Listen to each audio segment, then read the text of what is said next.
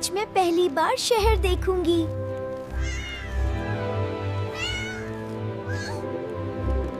डर तो लग रहा है, मगर मजा भी आ रहा है। ओह, ये गाड़ियाँ तो बहुत तेज हैं।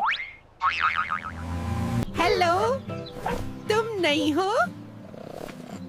क्या तुम मेरे दोस्त बनोगे? सबज बत्ती पर ही पार करना।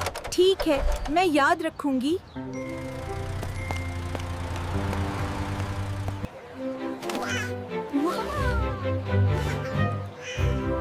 ये गुब्बारे कितने खूबसूरत हैं। अरे,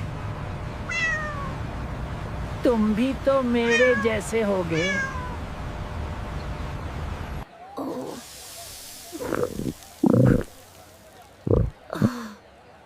मुझे बहुत भूख लग गई है। ये खुशबू तो मुझे अंदर बुला रही है।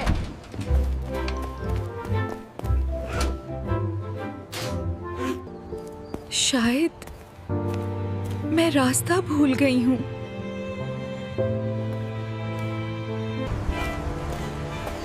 डरने की कोई बात नहीं, मैं तुम्हें घर पहुंचा दूंगा।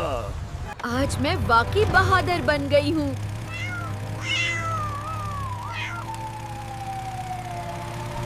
मेरी जान,